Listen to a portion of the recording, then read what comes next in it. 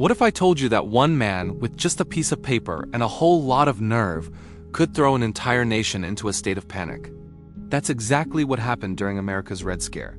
It was a time when accusation became proof and millions of Americans learned the chilling meaning of being labeled un-American. This is the story of McCarthyism, a chapter in history that serves as a haunting reminder of how easily democracy can be twisted by fear. After World War II, the world split in two.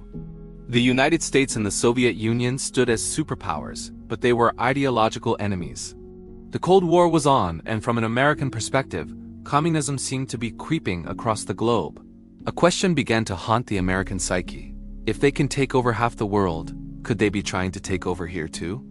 This anxiety wasn't just on the streets. It was in the halls of power. By the late 1940s, the government was on edge.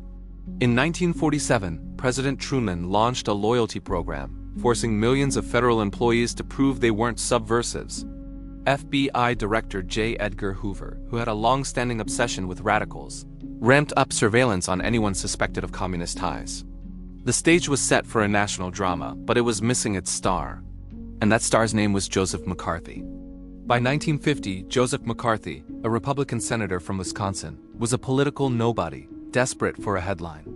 He found his moment during a speech in Wheeling, West Virginia. Waving a piece of paper in the air, he made a shocking claim. He had a list of 205 known communists working inside the U.S. State Department. He offered zero evidence, no names, no proof, nothing. But it didn't matter. The next morning, newspapers splashed the story across their front pages. Overnight, Joseph McCarthy became the most talked-about man in America. At first, many were skeptical. But McCarthy was a master of media manipulation. He held daily press conferences, throwing out new numbers and new accusations, keeping reporters on their toes.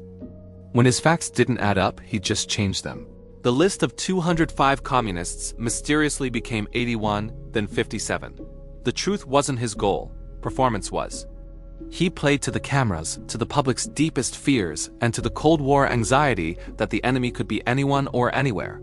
This is how McCarthyism was born, a tidal wave of suspicion that crashed through politics, Hollywood, universities, and everyday American life.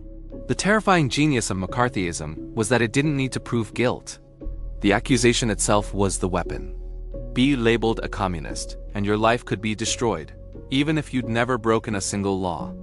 You'd lose your job, friends would abandon you. You'd be blacklisted, your name tarnished forever.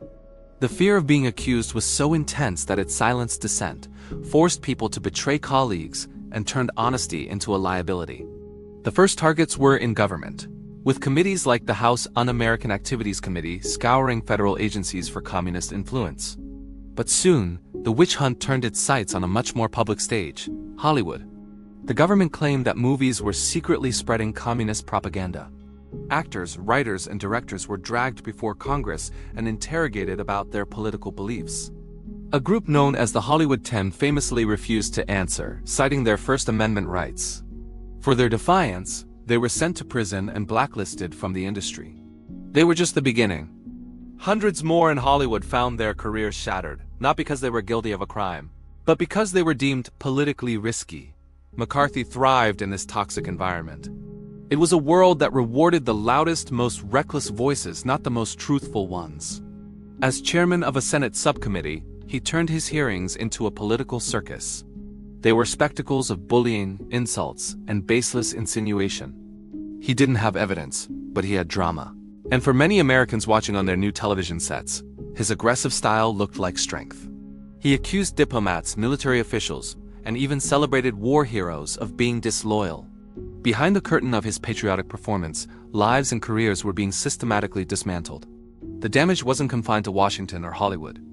It seeped into every corner of society. University professors were fired for refusing to sign loyalty oaths. Teachers were pressured to report on their colleagues. Librarians were ordered to pull left-wing books from their shelves.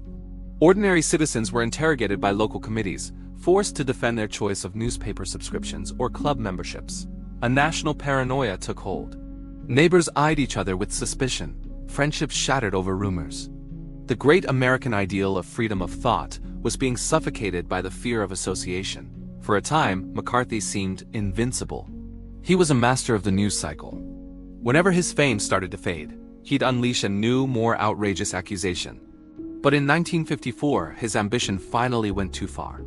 He decided to take on the US Army, accusing high-ranking officers of being soft on communism.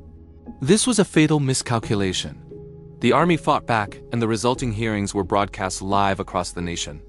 For the first time, millions of Americans saw McCarthy's tactics up close. The constant interruptions, the sneering disrespect, the naked bullying. The spell was broken in one legendary moment. When McCarthy attacked a man on the Army's legal team, the Army's chief counsel, Joseph Welch, had finally had enough. He looked at McCarthy and asked the question that would define an era. "Have you no sense of decency, sir, at long last? Have you left no sense of decency?" In that instant, the public saw McCarthy not as a hero, but as a demagogue hungry for power. His approval ratings collapsed. A few months later, the Senate officially censured him for his conduct. His influence vanished, and he died just a few years later, a disgraced figure. But the end of the man was not the end of McCarthyism. The damage was done. Thousands of lives had been ruined. The blacklist took years to dismantle. And the chilling idea that un-American thoughts must be hunted and punished never entirely disappeared. At its core, McCarthyism was a simple, brutal strategy built on three things: fear of an unseen enemy, pressure to conform, and the silence of those who knew better but were afraid to speak out. It's easy to look back now and wonder how an entire country could fall for it. But the fear was real. There were Soviet spies. The Cold War was a genuine threat.